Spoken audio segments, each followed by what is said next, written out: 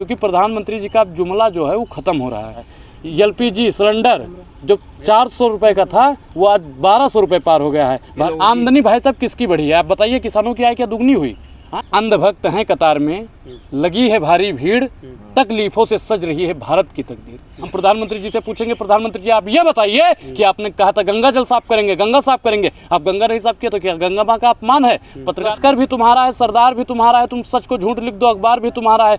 अब जो अपनी ही बताई हुई नोट भैया नहीं चला पाया 10 साल भी, वो देश का चला पाएगा? कि दौरत धूपत चप्पल जूता घीस गईली बाबूजी, नौकरियां ना ही मिलल। न तेरा है न मेरा है, ये हिंदुस्तान सबका है, नहीं समझी गई बातें तो फिर नुकसान सबका है। जो इसमें मिल गई नदियाँ उसे भुलाया नहीं जाता, मगर महासागर बनाने में एहसान सबका। भाई साहब भारतीय जनता पार्टी महंगाई पे बात कब करेगी आप बताइए? सिविल कोड पे बात करते हैं, सिविल कोड से इनका फायदा क्या? ये सिर्फ मुसलमान क्यों टारगेट करना चाहते हैं? प्रधानमंत्री जी आप बेरोजगारी है इस देश में उस पर बात कीजिए, हैं यूसीसी पे बात करने लगते हैं। हम कहते हैं साहब आप बेरोजगारी पे बात करो, यूसीसी पे बात करेंगे हम जी।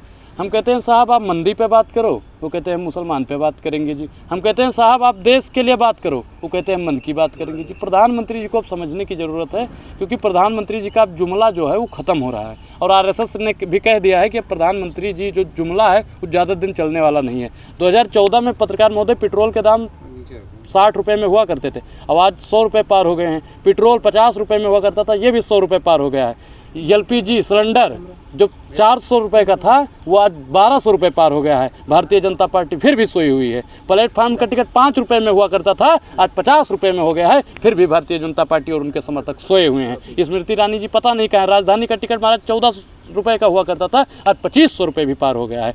दाल महाराज 160 रुपये भी पार हो गई है, और पहले 80 रुपये में हुआ करती थी, 60 रुपये में हुआ करती थी कांग्रेस की सरकार में। घी 350 रुपये में हुआ करता था, आज 550 रुपये पार हो गया है। सरसों का तेल जो 50 और 60 रुपये में मिला करता था, आज भारतीय जनता पार्टी की सरकार में 190 रुपये का मिल रहा है। भारतीय जनता पार्टी की सरकार में दूध का रेट भैया 60 रुपये और 80 रुपये पार हो गया है। कांग्रेस की सरकार में यही दूध और दही 40 रुपये और 30 रुपये की आमदनी भाई साहब किसकी बढ़ी है आप बताइए? किसानों की आय क्या दुगनी हुई? हाँ किसानों की आय दुगनी हुई? पत्रकार महोदय बताइए आप, क्या उनका जो 40 रुपये और 30 रुपये किलो जो गेहूँ मतलब बिकने लगा क्या? आज भी उनका गेहूँ 20 रुपये में बिकता है। आय कैसे दुगनी हो गई बताइए? 30 रुपये किलो उनका आज भी चावल बिकता है, जब 60 रुपये में बच। लोग खुश हैं? कोई खुश नहीं है पत्रकार। अभी तो मोदी जी देखिए ये मनोज तिवारी ने एक बात बोली थी कि अंधभक्त हैं कतार में, लगी है भारी भीड़, तकलीफों से सज रही है भारत की तकदीर। वो भारतीय जनता पार्टी के हैं, उनसे अच्छा भारतीय जनता पार्टी को समझने वाला कोई है नहीं।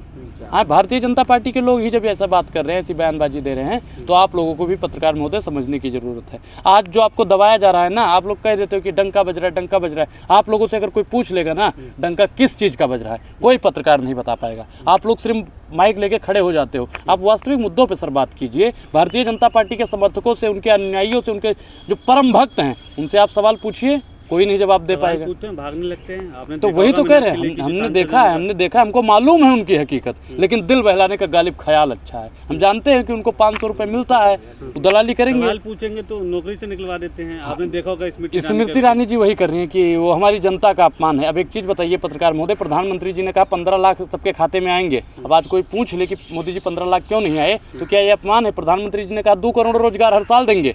आज हम पूछ रहे हैं रोजगार प्रधानमंत्री जी क्यों नहीं दे रहे हो, तो आप लोग कह देते हो कि प्रधानमंत्री का अपमान है। हम पूछते हैं मोदी जी आप ये बताइए कि महंगाई कम क्यों नहीं कर रहे हो, तो आप लोग क्या कह दोगे कि ये देश की जनता का अपमान है। हम प्रधानमंत्री जी से पूछेंगे, प्रधानमंत्री जी आप ये बताइए कि आपने कहा था गंगा जल साफ करेंगे, गंगा साफ करेंगे, आप गंगा नहीं साफ किए तो क्या गंगा माँ का अपमान है? पत्रकार महोदय हम आपसे पूछना चाहते हैं कि प्रधानमंत्री जी ने कहा बेटी पढ़ाओ बेटी बचाओ अभियान जो मोदी जी ने चलाया, भारतीय जनता पार्टी के नेताओं ने, भारतीय जनता पार्टी के समर्थकों ने बेटियों को नोचने का काम किया कि आज हम बेटियों के लिए सवाल पूछ रहे हैं, क्या वो अपमान है देश का? एक को तो क्लीन चिट मिल गई है। तो यही तो सर, लश्कर भी तुम्हारा है, सरदार भी तुम्हारा है, तुम सच को झूठ लिख दो, अखबार भी तुम्हारा है। भाई साहब उनके जो समर्थक हैं वो कुछ भी भारतीय जनता पार्टी से पत्रकार महोदय आपका दूर दूर तक नाता आएगा ना, तो प्रधानमंत्री जी क्या पूरा संसद आपको बचाने के लिए खड़ा हो जाएगा। अच्छा तो हमारा नाता उनसे क्यों होगा? नहीं हम क्या कह रहे हैं, नाता जोड़ लीजिए। बात छोटी है, सर को हिला दीजिए, प्रधानमंत्री जी से कोनो ना कोनो नाता बता दीजिए। आप किसी भी प्रकार का नाता होगा, आप समर्थक भी होंगे, अंधभक्त भी होंगे, गोबर हमारा भक्त नाता भी। उनसे है, वो देश के प्रधानमंत्री हैं और बिल्कुल देश के नाता है ना, मतलब जैसे मतलब संबंधिक नाता, जैसे ब्रजभूषण जी का नाता है, जैसे शंकर जी का नाता है, जैसे और भी मनोज मित्तल जी का नाता है, मतलब कई लोगों का जो नाता है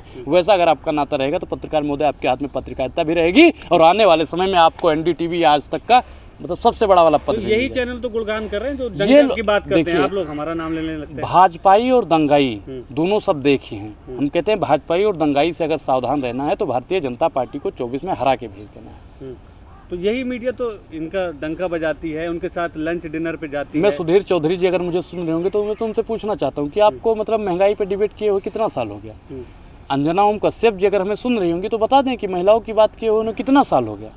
और रूबिका दीदी आप ही बता दो कि आपको तो मतलब पहले कांग्रेस की सरकार में कोसा करती थी और सरकारों को तो अभी भी कोस रही हो, हैं? आप भारतीय जनता पार्टी की नीतियों के कब विरोध केवल करोगे? एंकर नहीं रह गई, वाइस प्रेसिडेंट होगी एक चैनल मैं की। क्या कह रहा हूँ कि दलाली करने से सर पद मिल जाएगा, लेकिन मैं कह रहा हूँ कि जितने को वाइस प्रेसिडेंट बना दे या कुछ भी बना दे, रूबिका लियाकत जी अगर जिस दिन भी मोदी जी से सवाल पूछ लेंगी ना, 2 करोड़ रोजगार के बारे में प्रधानमंत्री जी क्यों नहीं बोल रहे हो, महंगाई के बारे में क्यों नहीं बोल रहे हो, मैं खुला चैलेंज देता हूँ, उनको उसी दिन नौकरी से निकाल दिया जाएगा। अरे महाराज एक तो पत्रकार वैसे था, उसने पूछ लिया आप महंगाई पे मैडम बात क्यों नहीं कर रही हो? आपने कहा था 13 रुपये किलो चीनी वाला, कह रही है साहब को फोन करके नौकरी से नहीं लोग देंगे, आप हमारी जनता का अपमान कर रहे हो, तो उनका तो भैया तुरंत बर्खास्त कर श्वेता दिया। सिंह से पूछा 2000 के नोट में चिप कैसी थी, तो उसे गुंडा लिखती हैं वो पत्रकार को। भाई मैं भी पूछ रहा हूँ, वो 2000 रुपये की जो वो नोट है 30 सितंबर के बाद बंद हो जाएगी, तो वो चिप क्या करना है? हमारे फ़ोन में स्टोरेज कम है, सुधीर चौधरी जी आप बता दीजिए, वो हम अपने फ़ोन में चिप लगा दें या RBI में जमा करना है? हम तो पूछ रहे हैं और लोग पूछेंगे वो चिप कहाँ पे है, ये बात पूछता है। सुधीर चौधरी करते तो हैं, जनसंख्या बढ़ रही है,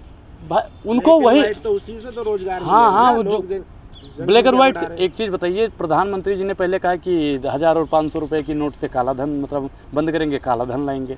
अब जो अपनी ही बताई हुई नोट भैया नहीं चला पाया 10 साल भी, वो देश का चला पाएगा? तो देश की जनता को समझने की और जानने की ज़रूरत है कि भारतीय जनता पार्टी अब कमज़ोर हो गई है और कमज़ोर कड़ियाँ हमारे देश में रहने के लायक नहीं है, उन कड़ियों को तोड़ के फेंक देना तो कह रहे हैं 2024 में अब की बार 300 पार नहीं आएगा तो मोदी। ये सब भैया फर्जी जो जुमला जीवी IT सेल वाले आप लोगों को भेज देते हैं ना, ये व्हाट्सएप यूनिवर्सिटी का ज्ञान है। फैक्ट पे बात कीजिए, कैसे मोदी जी आएंगे? आप किसी गरीब से पूछोगे ना साहब आटा कैसे मिल रहा है, वो कमर पे हाथ रख के बोलेगा ना बाबूजी बहुत तकलीफ में है। हिंदू किसी से पूछोगे ना कि बिटिया की शादी करनी है, भैया क्या करें, बैंक कर्जा नहीं दे रहा है। अडानी जी अभी पहुंच जाए ना, हम लोगों को चप्पल घिस जाएगा, कर्जा नहीं मिलेगा, और अडानी जी को तुरंत कर्जा मिल जाता है। मनोज तिवारी ने एक गाना गाया था, आप लोगों को पता भी होगा कि दौरत धूपत चप्पल जूता घिस गईली बाबूजी नौकरिया ना ही मिलल। हैं? प्रधानमंत्री जी के समर्थक, कट्टर समर्थक है, और गाना मनोज तिवारी जी ने गाया। तो आप लोगों को अब समझने की जरूरत है, भारतीय जनता पार्टी का विरोध भारतीय जनता पार्टी के ही लोग कर रहे हैं। हिंदू राष्ट्र के नाम पे आएगी सरकार। नहीं देखिए मैं क्या कर रहा हूँ, प्रोपेगेंडा चलाया जा रहा है। हिंदू राष्ट्र आप जिस दिन बना दोगे ना, मतलब धरातल में चला। आप बाबा साहब को मानते हो या नहीं मानते हो? हैं? ये देश बाबा साहब को मानने वाला है, गांधी को मानने वाला है, सेकुलर आदमी मानता है, सेकुलर है ना ये देश। सेकुलर आदमी मानता ये है, देश भारत में रहने वाला है। कौन बाबा? हैं? दीनदयाल शास्त्री बाबा। मैं भाई किसी बाबा टाबा को नहीं बाबा- जानता। आपने कहा ना बाबा। मैं बाबा काबा पे ध्यान नहीं देता आपने भाई। बाबा के मैं नाम मैं लिया मैं, ना। मैं उसको मानता नहीं, फर्जी बाबा है। तो किस बाबा की बात कर रहे हैं? मैं बाबा साहब भीमराव अम्बेडकर जी की बात कर रहा कैसे? हूँ, क्लियर मैं महात्मा कीजिए। गांधी की बात कर रहा हूँ, मैं फूले पेरियार की बात कर रहा हूँ, मैं कलाम साहब की बात कर रहा हूँ, मुझे लगा दीनदयाल शास्त्री। मैं जवाहरलाल नेहरू जी की बात कर रहा हूँ। आप उन पे बात कीजिए। ये बाबा टाबा से एक देश बाबा थोड़ी तो चलेगा। रामदेव जी भी हैं। हाँ रामदेव और भाई जितने भी भारतीय जनता पार्टी के समर्थक वाले बाबा हैं, मैं उन बाबाओं पे ध्यान नहीं देता। में जो 30 रुपए लीटर हाँ पेट्रोल वो बिकवा रामदेव रहे से थे, पूछिए आप लोग। अब ये हिंदू रामदेव राष्ट्र बनवाने की मैं क्या बात कह रहा करें हूँ, तो बाबाओं के सहारे ही चलेगा हाँ, देश। ये मतलब बाबाओं के सहारे चलाना चाहते हैं। ये देश हमारा संविधान से चलेगा, ये देश हमारा लोकतंत्र से चलेगा। न तेरा है न मेरा है, ये हिंदुस्तान सबका है। नहीं समझी गई बातें तो फिर नुकसान सबका है। जो इसमें मिल गई नदियाँ उसे भुलाया नहीं जाता, मगर महासागर बनाने में एहसान सबका है। अगले साल एक बड़ा तोहफा मिलने वाला है राम भक्तों को, राम मंदिर का मंदिर। निर्माण नहीं देखिए, आप मंदिर बनाइए, मस्जिद बनाइए, गुरुद्वारा बनाइए, चर्च बनाइए, हमें उससे दिक्कत नहीं है। लेकिन उसी पर वोट साहब देंगे। लेकिन साहब आप IIT कब बनाओगे? साहब आप हॉस्पिटल कब बनाओगे?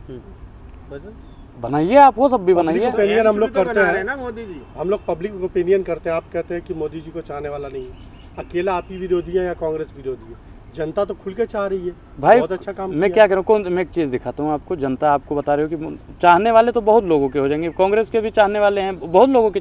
ये देखिए, अब दिखा रहे हैं आपको, ये क्या है भैया, देखो आप लोग जूम करके दिखाइएगा दर्शकों को, दिखाइए आप पत्रकार महोदय दिखाइए, ये क्या ओपिनियन है वो। है? ओपिनियन है। हाँ बताइए, तो आप चुनाव लड़ेंगे? चुनाव लड़ना मकसद नहीं है, मेरा मकसद है कि ये सूरत बदलनी चाहिए। दिखाइए पत्रकार महोदय, दिखाइए आप इसको।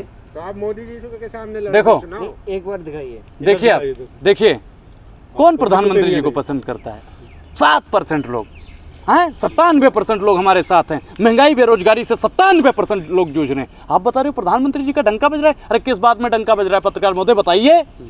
उनसे पूछिए, जो लोग कहते हैं मोदी जी वो आके नारे लगाते हैं, वो 7% लोगों के बीच में आते हैं। और उनसे महंगाई बेरोजगारी पे सवाल पूछ लोगे ना, ना माइक छोड़ के और कैमरा बंद करके चला जाए, नाम बदल दूंगा। चलिए, धन्यवाद। ठीक।